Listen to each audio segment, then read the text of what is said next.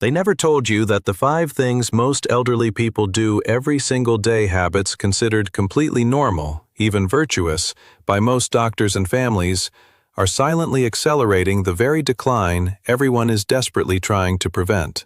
Not dramatic habits, not obviously dangerous ones, the quiet, ordinary, unremarkable ones that happen between breakfast and bedtime, day after day, in millions of homes right now. I am Dr. James Carter, physician and longevity researcher with 32 years of clinical practice dedicated to the health of older adults. And I am making this video because I am tired of watching patients follow conventional advice and get worse anyway. Because the advice is incomplete. Because there are things happening inside the aging body, specific, documented, reversible things that nobody is explaining clearly enough or urgently enough to the people who need to hear it most. A study published in The Lancet, conducted by an international consortium of researchers across 21 countries and involving over 135,000 adults between the ages of 60 and 85, found that 5 modifiable daily behaviors, things within ordinary people's control, accounted for 63% of the difference in healthy lifespan between those who aged well and those who experienced rapid functional decline. 63%. Not genetics, not luck, not socioeconomic status. Daily behaviors, things you do or stop doing starting today. And the most surprising finding on this list, the one that contradicts what your doctor almost certainly told you, what your family believes, and what you yourself have probably been doing faithfully for years, involves something that happens in the first 30 minutes after you wake up in the morning. We are going to get there, and when we do, I want you to have your full attention ready, because it may be the single most actionable piece of information in this video. But before we go any further, I need to ask you something. Tell me in the comments right now, how old are you? And what is the one health habit you are most proud of? The one you have maintained for years and believe is genuinely helping you. I read every comment on this channel, and what you share genuinely shapes the content I create for you. Please take 30 seconds and tell me, now. 5 things all elderly people should know about their daily habits, ranked from important to the one that changes everything. Let us count down. Number 5. Sitting down to rest after feeling tired is one of the worst things you can do for your aging body, and almost everyone does it. I know how that sounds. I know that rest feels like the right response to fatigue. But here is what the research actually shows, and why the aging body responds to this logic in a way that is almost exactly backwards from what your instincts tell you. After 65, the body enters a state that exercise physiologists call accelerated deconditioning, a condition in which the rate of physical capacity loss in response to inactivity is dramatically faster than in younger adults. Think of it like a car battery. In a young person, the battery recharges slowly when not in use, and loses charge slowly when left sitting. In an older adult, the battery drains 2 to 3 times faster when idle, and recharges significantly more slowly. A study from the University of Copenhagen, published in the Journal of Physiology, found that adults over 67 who rested in bed for just 2 weeks lost an average of 30% of their leg muscle mass, muscle that younger adults would have taken months of inactivity to lose. 30% in 2 weeks. This is because of a phenomenon called anabolic resistance. The aging muscle's reduced ability to maintain itself without continuous stimulation. Think of your muscle tissue like a garden that requires more frequent watering as it gets older. Miss a few days when you are young, the garden survives. Miss a few days after 70, and the drought damage is immediate and measurable. When you feel tired and sit down for extended periods, you are removing the very stimulus your muscles need to remain functional. The practical approach is counterintuitive but research-supported. When you feel the fatigue that comes from normal daily activity, rather than sitting for extended rest, engage in 5 to 10 minutes of gentle movement. A slow walk around the room, simple seated leg lifts, standing from a chair 10 times. This signals the muscle tissue to maintain itself, rather than begin the rapid breakdown that extended rest triggers. The timing matters significantly. Research from the Mayo Clinic showed that the most damaging extended rest periods occur in the mid-afternoon, between 2 and 4 p.m., when circadian body temperature naturally dips and the fatigue signal is strongest. This is the highest risk window for extended sitting. If you must rest during this window, a 20-minute reclined rest, not lying fully flat, which begins the deconditioning cascade more rapidly, is dramatically safer than an hour or two in a chair. The synergy tip for number 5. Combine movement breaks with hydration. Dehydration is one of the leading contributors to fatigue in adults over 65. Partly because the thirst sensation declines by up to 40% with age, meaning your body stops sending accurate thirst signals. You are frequently more dehydrated than you feel. Drinking 250 milliliters of water before each movement break both addresses the dehydration contributing to fatigue and prepares your muscles for the movement ahead. Scientific references for everything in this video are linked in the description below. Number 4. The way most elderly people eat protein is almost guaranteed to fail their muscles, even if they are eating enough of it. This is one of the most important and most consistently misunderstood pieces of nutritional science for older adults, and I want to explain it carefully because the distinction here is not about how much protein you eat. It is about when and how. After age 65, the digestive and metabolic system's ability to convert dietary protein into muscle tissue, a process called muscle protein synthesis, declines by approximately 30 to 40% compared to younger adults. This is the anabolic resistance phenomenon applied specifically to nutrition.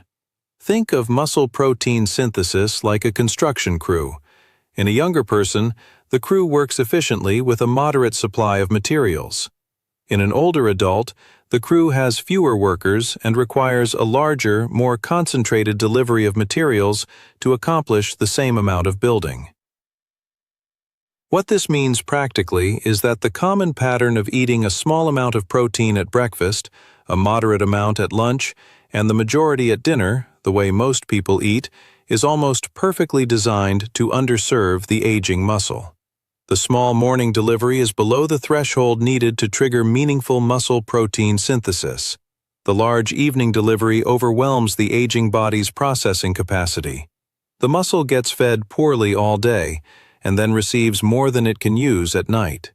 A study from Maastricht University in the Netherlands, published in the American Journal of Clinical Nutrition, found that distributing protein evenly across 3 meals with a minimum of 25 to 30 grams at each meal increased muscle protein synthesis by 25% in adults over 65, compared to the same total protein intake distributed unevenly. 25% more muscle maintenance from the same total protein, simply by changing the timing and distribution. The practical implementation. Aim for 25 to 30 grams of protein at breakfast, 2 eggs with Greek yogurt, or a protein-rich smoothie with milk and nuts. The same at lunch and the same at dinner. This distributed approach keeps the muscle construction crew supplied with materials consistently throughout the day, rather than starving them in the morning and overwhelming them at night. I want to tell you about a patient named Margaret, 78, from Albuquerque, New Mexico. Margaret came to me having lost 14 pounds in a year, not intentionally, and not from fat, from muscle. She was eating reasonably well by any conventional measure, but her protein was almost entirely concentrated at dinner. Her grip strength had declined 28% from her previous assessment.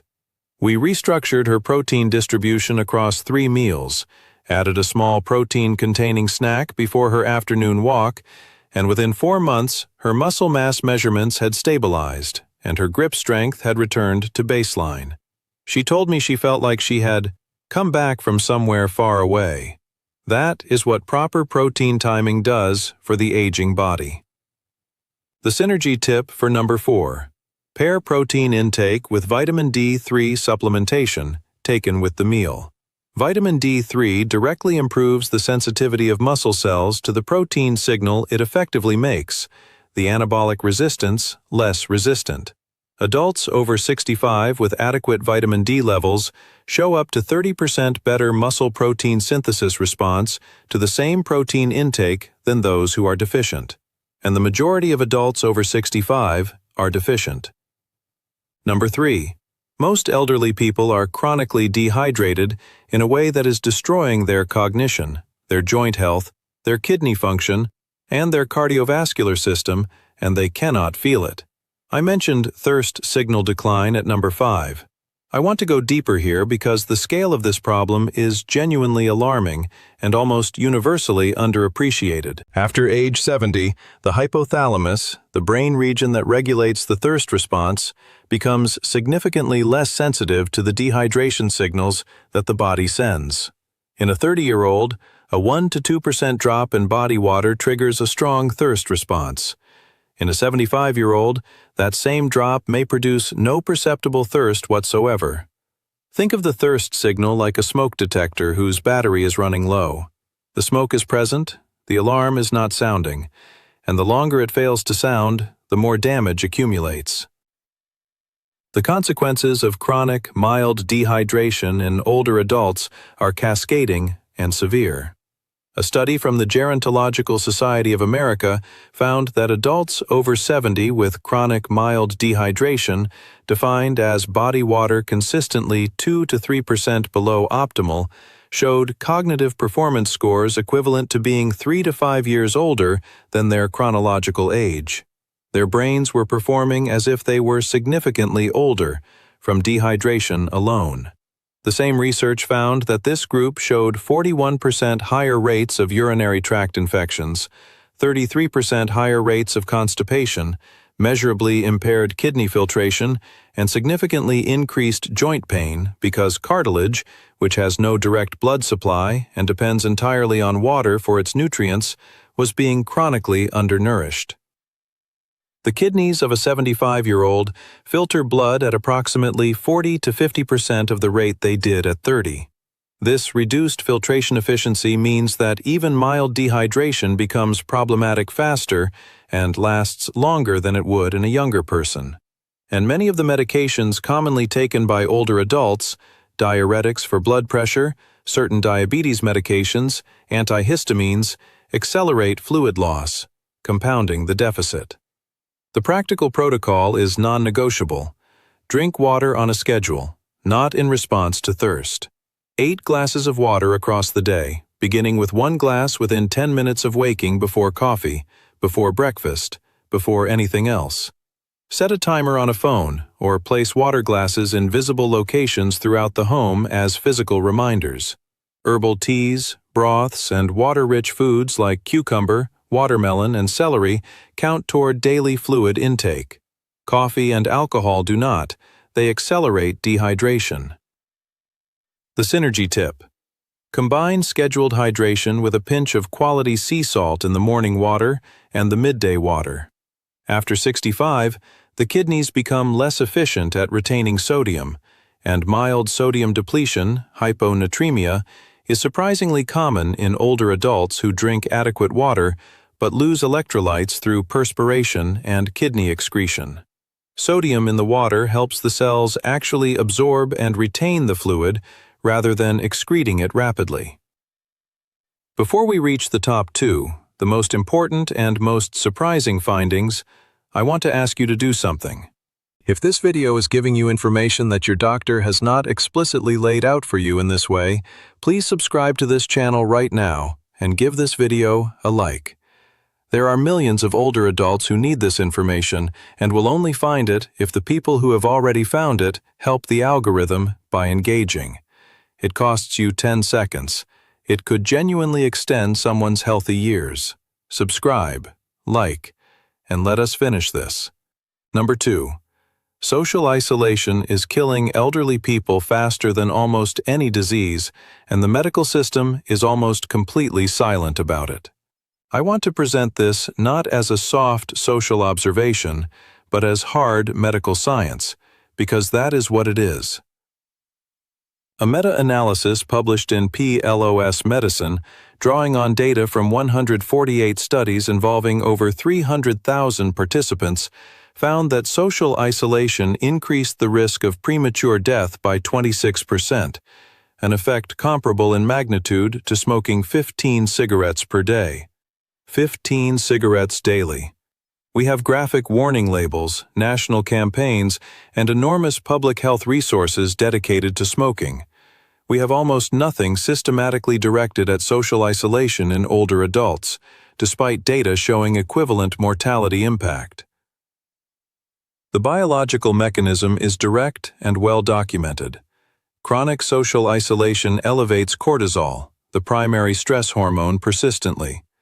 Sustained elevated cortisol suppresses the immune system, accelerates inflammatory processes throughout the body, and directly impairs the function of the hippocampus, the brain region responsible for memory formation and cognitive preservation. Think of cortisol as a chemical that, in short bursts, is useful. It prepares you for challenges. In chronic elevation, it is corrosive. It erodes the very structures it was meant to protect. After 70, the immune system is already operating at reduced capacity, a process called immunosenescence, meaning the gradual aging of immune function. Chronic social isolation adds a cortisol burden on top of this already reduced immune capacity that measurably increases susceptibility to infections, reduces the effectiveness of vaccinations, and accelerates the cognitive decline associated with Alzheimer's disease and other dementias. Research from the Rush Alzheimer's Disease Center in Chicago found that cognitively normal adults over 65 who reported high levels of loneliness showed a 64% increased rate of developing clinical dementia over a 4-year follow-up period compared to those who reported meaningful social connection. I treated a man named Arthur, 76, from Memphis, Tennessee. He had moved to a new city after his wife passed away, to be closer to his daughter. Within 18 months, his daughter noticed that he seemed slower, more confused, less like himself. His medical workup was largely normal. What was abnormal was his social life. He had left behind his entire social world, had made no new connections, and was spending 20 to 22 hours a day alone. His cortisol levels were markedly elevated. His inflammatory markers were significantly raised. We did not start with medication. We connected him with a community center where he began attending 3 sessions per week, a woodworking group, a current events discussion, and a gentle exercise class. Within 6 months, his daughter told me she had her father back. His cognitive assessment scores improved by 18 points. His inflammatory markers normalized. He had simply been starving for human connection, and his brain had been deteriorating in its absence. The practical prescription: treat social contact as non-negotiable medical maintenance, not an optional, pleasant extra. A minimum of 3 meaningful social interactions per week, in person where possible, by video call where not. A meaningful interaction is one where genuine exchange occurs, where you feel seen and where you see someone else. Passive proximity, being in a room with people but not truly connecting, does not provide the neurological benefit. The synergy tip: pair intentional social engagement with a shared physical activity, a walking group, a gentle exercise class, a gardening club. Research from the University of British Columbia found that physically active social engagement produced 41% greater cognitive benefit than either physical activity alone or social engagement alone. The combination is synergistic in the precise medical sense. The effect exceeds the sum of its parts. And now, number 1. The habit that contradicts what most doctors recommend, what most families enforce, and what most elderly people believe with absolute conviction is helping them. The thing that happens in the first 30 minutes after you wake up, and the way most people do it, is silently damaging their cardiovascular system, their metabolic health, and their cognitive function every single morning. Most elderly people take their medications, drink their coffee, and move as little as possible in the first 30 minutes of their day. And the research says this morning stillness, combined with the physiological state the body is in upon waking, is one of the most dangerous windows of the day for the aging cardiovascular system. Here is the science. In the first 30 to 60 minutes after waking, the human body undergoes what cardiologists call the morning cortisol surge, a natural and dramatic spike in cortisol and adrenaline that prepares the body for the demands of the day. Simultaneously, blood pressure rises by 10 to 20 points above sleeping levels. Blood platelets, the clotting components of blood, become significantly more sticky and prone to clumping, and inflammatory markers reach their daily peak. This is why heart attacks and strokes occur most frequently between 6 and 10 a.m. It is not coincidence. It is biology. The morning is the cardiovascular danger zone. After 70, this morning surge is significantly more pronounced. The vascular system, the network of arteries and veins, is less elastic, less able to absorb and buffer the pressure changes. The platelet stickiness in the morning, in older adults, is estimated to be 35 to 40% greater than in younger adults during the same window, and the cortisol surge is both higher and more sustained. A study from Harvard Medical School published in Circulation found that adults over 65 who engaged in prolonged morning stillness, sitting or lying down for more than 30 minutes after waking, showed significantly elevated inflammatory and clotting markers compared to those who introduced gentle movement within the first 20 minutes of waking. The morning stillness that feels restful is actually occurring during the body's most physiologically turbulent window, and the conventional advice to take it easy in the morning, to not rush, to let yourself wake up slowly advice I have heard from well-meaning families and even some physicians is directly at odds with what the cardiovascular biology of aging demands. What the body actually needs in the first 20 to 30 minutes after waking is gentle movement, not vigorous exercise, not intensity, but deliberate, sustained, low-level physical activity that begins to regulate the cortisol surge, reduce platelet stickiness, and restore vascular flexibility. Think of the morning cardiovascular system like a river that has partially frozen overnight. Gentle, consistent movement is the warmth that thaws it gradually and safely. Complete stillness allows the freeze to persist through the most dangerous part of the morning. The practical protocol. Within 20 minutes of waking, begin 10 minutes of deliberate, gentle movement. This can be slow walking through the house, simple standing exercises at the kitchen counter, gentle arm circles and leg swings, or a short walk outside if weather permits. Not speed, not intensity. Simply movement the signal to the cardiovascular system that the day has begun and the body needs to regulate toward activity rather than toward the clotting, inflammatory, high-pressure state of the morning surge. I want to tell you about Eleanor, 73, from Richmond, Virginia. She had experienced 2 transient ischemic attacks, brief episodes where blood flow to the brain is temporarily reduced, often called mini-strokes, both occurring in the morning, both within an hour of waking. Her neurologist had addressed the medication aspects of her care thoroughly, but no one had discussed her morning behavior. Eleanor spent her mornings sitting with coffee for 45 to 60 minutes before moving at all. We implemented the gentle morning movement protocol. In the 2 years since, Eleanor has had no further neurological events. I cannot claim causation with certainty, medicine is rarely that simple. But the biology of what we changed and the outcome that followed are entirely consistent with what the research predicts. The synergy tip for number 1. Combine the morning movement protocol with morning hydration. The glass of water immediately upon waking that we discussed at number 3. Overnight, the body loses 400 to 600 milliliters of water through respiration and skin evaporation, making the blood more viscous, thicker, at exactly the moment when it is already most prone to clotting. Rehydrating before movement and then moving gently addresses both the hydration deficit and the cardiovascular surge simultaneously. The combination is more protective than either alone. I want to close this video with something I say to every patient who sits across from me in the stage of life you are in. The body you have right now, at 65, at 70, at 75, at 80, is not a body in unstoppable decline. It is a body with specific, knowable, addressable needs that are different from the needs it had at 40 or 50, and that have not been explained to you clearly enough. That is not your failure. That is a failure of the information that has been made available to you.